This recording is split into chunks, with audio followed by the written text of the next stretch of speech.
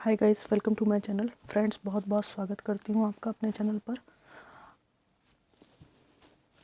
आज हम इस टॉपिक पर रीडिंग कर रहे हैं कि आपके जो भी पर्सन है वो आपका वेट कर रहे हैं या नहीं। इस जनरल कलेक्टिव रीडिंग को जितना रेजोनेट करे उतना लीजिए, बाकी को आप दूसरों के लिए छोड़ सकते हैं। जो रेजोनेट ना करे वो मत लीजिए, क्योंकि ये हर बात जो है सबके लिए हो ये ज़रूरी नहीं है, क्योंकि हज़ारों लोग इस रीडिंग को देख रहे हैं। तो देखते हैं कि डज ही और शी वेटिंग फॉर यू, या उन्होंने मूव ऑन कर लिया है। देखते हैं। डिवाइन एंसेस्टर मास्टर्स, गुरुदेव जी मेरी हेल्प कीजिए एनर्जीज को निकालने में। 9 of wands, knight of wands, 7 of swords, 10 of cups, the devil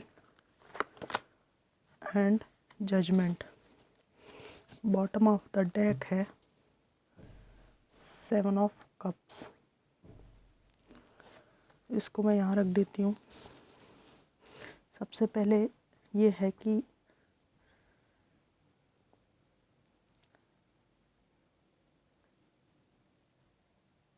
आपसे बिल्कुल नो कांटेक्ट में है, किसी भी तरह का कम्युनिकेशन नहीं है। आपके पर्सन अपनी लाइफ में किसी डिफ़िकल्ट टाइम से गुजर रहे हैं, कि ऐसी कोई चीज़ उनकी लाइफ में चल रही है जो आप तक नहीं पहुंची है, शेयर नहीं कर पाए आपसे। इन्हें लगता है कि आखिर आप किधर हो, क्या कर रहे हो। आप अपनी लाइफ में मूव ऑन हो तो इनको ऐसा भी लगता है कि आपको डिस्टर्ब नहीं करना चाहिए।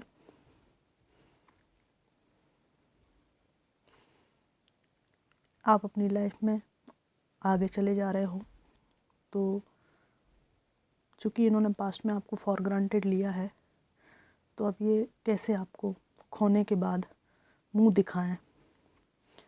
अगर देखा जाए तो वेट कर रहे हैं नहीं, तो वो अपनी लाइफ में ऐसे दौर में चल रहे हैं कि इनके दिमाग में कोई भी चीज़ क्लियर नहीं है, बहुत कंफ्यूज है। पल में तोला पल में माशा वाली स्थिति इनकी है। इनकी लाइफ में फैमिली थर्ड पार्टी को लेकर कोई इशू चल रहा है। आपसे रिश्ता इनका प्योर था, इसको वो चैलेंज नहीं कर सकते आज भी कि प्योरिटी तो थी। और आपके रिश्ते को डिनाइल फेस में ये लेकर आए, इन्होंने इस रिश्ते को एक्सेप्ट नहीं किया, मेंटेन नहीं किया इन्होंने रिश्ते को।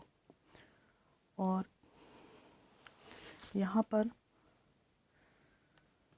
झूठ कपट बेईमानी का कार्ड आ गया है। ये सब हुआ है जिसकी वजह से इनको लगता है कि आप इनका इंतज़ार नहीं कर रहे हैं, उल्टे आप डिफेंसिव मोड में हैं। ठीक है।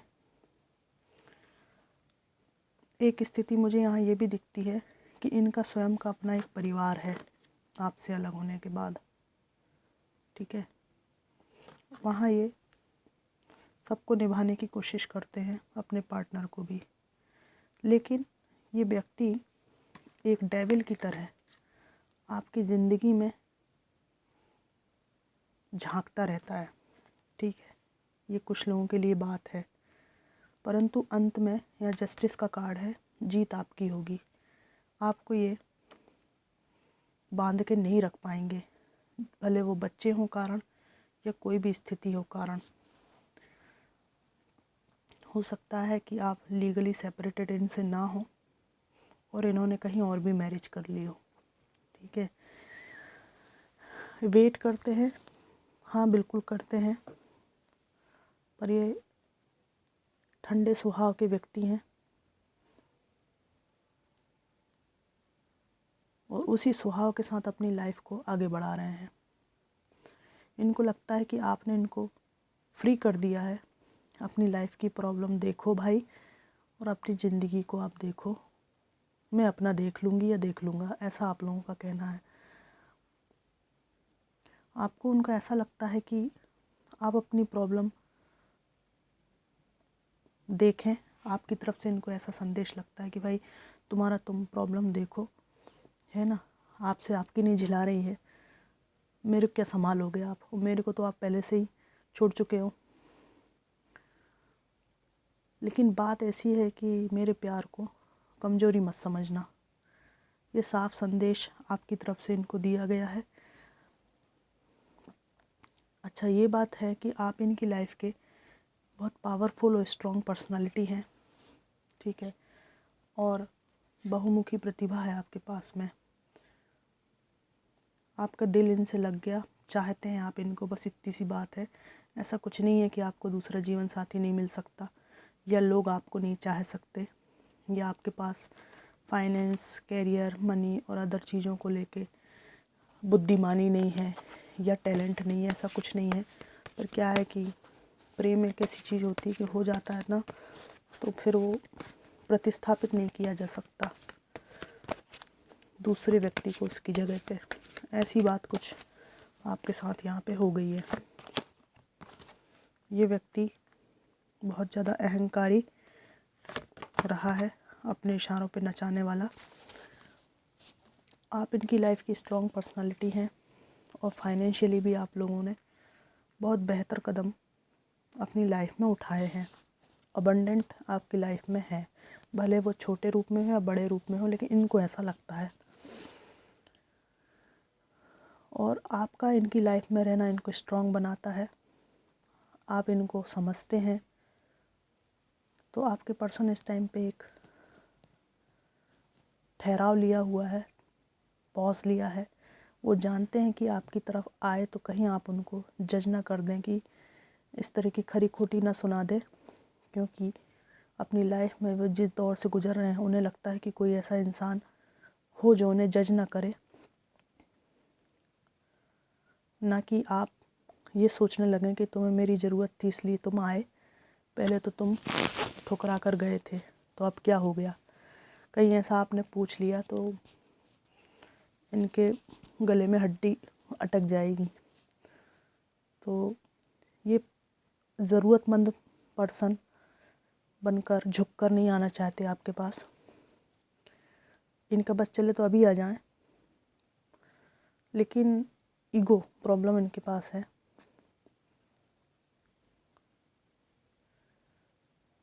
ये जानते हैं कि बहुत सी ऐसी मूर्खताएं इन्होंने की हैं, बहुत से मौके थे इनके पास रिश्ते को संभालने के, आपके पास आकर हर बात को बनाने के, पर इन्होंने खो दिया उन सब मौक़ों को। अब ये सोच रहे हैं कि अब मैं क्या करूं, अब जो चिड़िया जो है वो खेत चुग चुकी है, तो अब पछताने से क्या होगा। और या तो आपके इनके बीच में एज डिफरेंस था, और एज डिफरेंस नहीं था तो आप में से एक बहुत मैच्योर था और दूसरा बहुत बचकाना, ठीक है। यहाँ हैंगमैन का कार्ड है, 3 ऑफ कप्स है, एम्प्रेस है, और लास्ट कार्ड में निकालूंगी 10 ऑफ पेंटिकल्स है। तो इनकी जो बचकानी हरकतें हैं उसकी वजह से ये रिश्ता इस मुकाम पर पहुंचा है कि आप ये आना भी चाहें तो आ नहीं पा रहे हैं। आपके पर्सन जो है ना, कुछ परखना चाहते हैं, एकदम से नहीं आना चाहते। ये अपने आप को बैलेंस करेंगे, एक प्लानिंग बनाएंगे, क्योंकि इनको पता है कि आए और फिर वही पुरानी स्थिति हो गई, आप उन्हें रिजेक्ट कर दें, क्योंकि इनको पता है कि इस बार जो रिजेक्शन होगा वो आप लोगों की तरफ से होगा और लाइफ टाइम के लिए होगा, क्योंकि अब आपको वो सारी चीज़ें दोबारा रिपीट नहीं करनी अपनी लाइफ में, इनको ऐसा लगता है। और ये जो आपकी बात है ना, इससे 1 इंच भी पीछे सरकने को आप तैयार नहीं हैं। ये भी इस व्यक्ति को अच्छी तरह से आपकी पर्सनालिटी से पता चल गया है। अगर देखा जाए तो वेट कर रहे हैं, तो मैं ये कहूँगी कि सही टाइम का वेट कर रहे हैं। आपकी लाइफ में मौका देख के चौका मारने का, सॉलिड ऑफ़र के बिना आप रिजेक्ट कर देंगे ऐसा इनको लगता है। आपके साथ पार्टनरशिप में, रिलेशनशिप में ये बिलीव करते हैं, क्योंकि आप उनके लिए परफेक्ट पर्सन, परफेक्ट मैच हैं।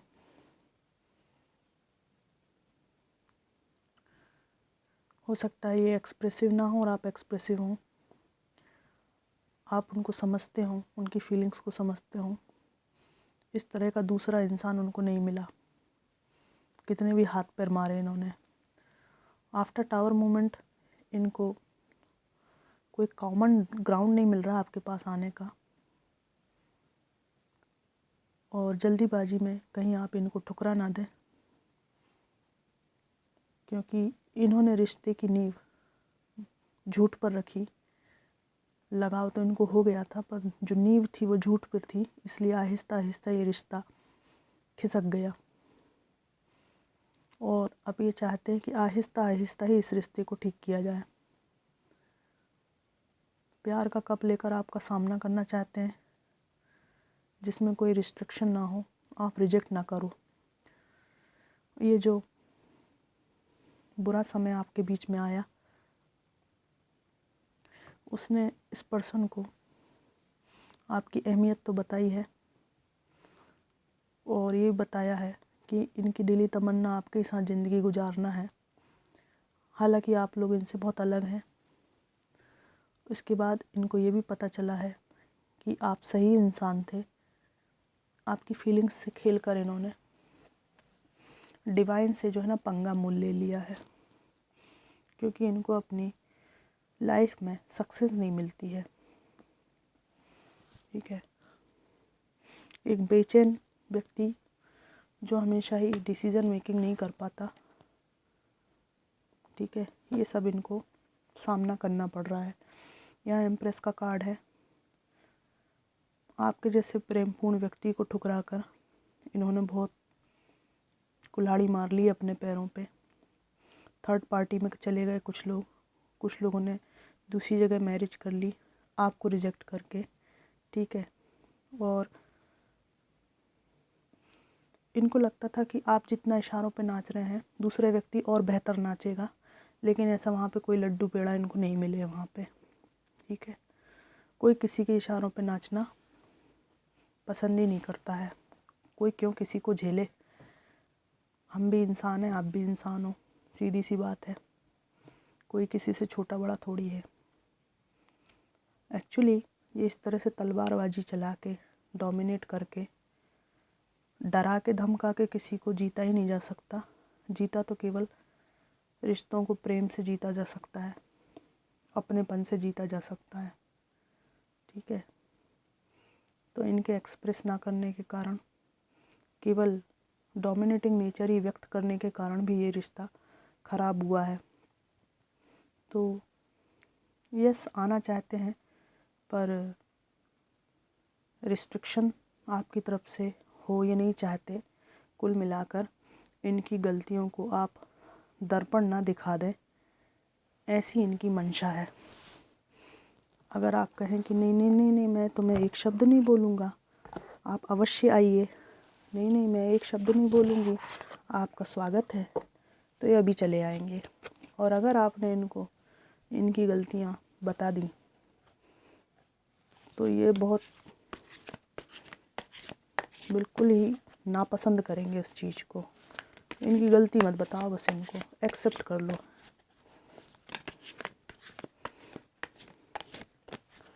इनके कुछ मैसेजेस में निकालती हूँ ताकि और क्लियर हो जाए बात।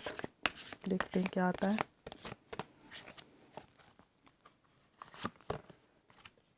I can't handle your love. बहुत प्यार किया है आपने इनसे, आत्मीयता से बहुत केयर की है। ये कह रहे हैं कि मैं तुम्हारे प्रेम को हैंडल नहीं कर सकता। अपनी हैसियत के बारे में बता रहे हैं। ठीक है,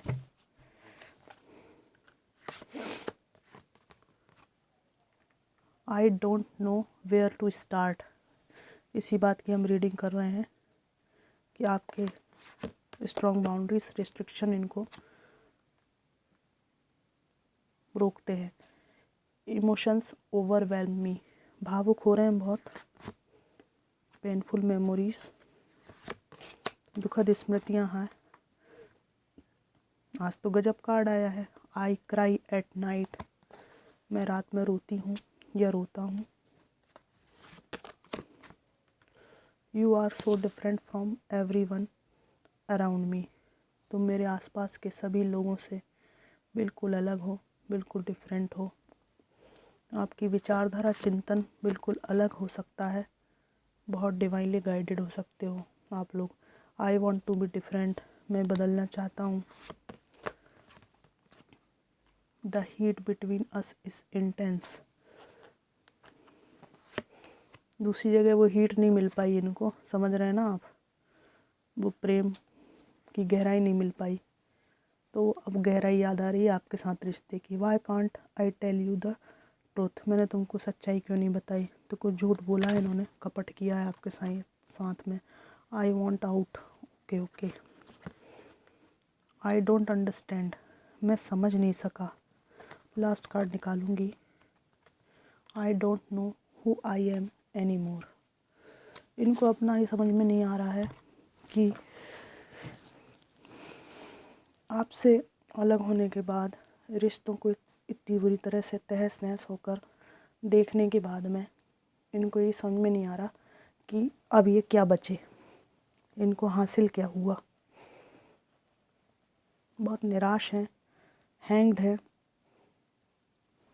परिस्थितियों को कोसते हैं, बट ईगो अभी भी इनके अंदर है और भावनाएं भी हैं, कहीं अपने आप को योग्य भी नहीं मान रहे हैं। ये बहुत सारी मिक्स एनर्जीज़ हैं। तो ये थी रीडिंग कि ये आपके पास आना चाहते हैं या फिर इन्होंने मूव ऑन कर लिया है। तो आधा मूव ऑन किया है, आधा आना चाहते हैं, ठीक है। तो आधे आधे होने के कारण ये लटक गए हैं, ठीक है, कंफ्यूज हैं ये। तो फ्रेंड्स, ये थी रीडिंग आपको कितनी मैच करी मुझे ज़रूर बताइएगा, मैसेजेस आपको कितने मैच करे मुझे ज़रूर बताइएगा। Thanks for watching.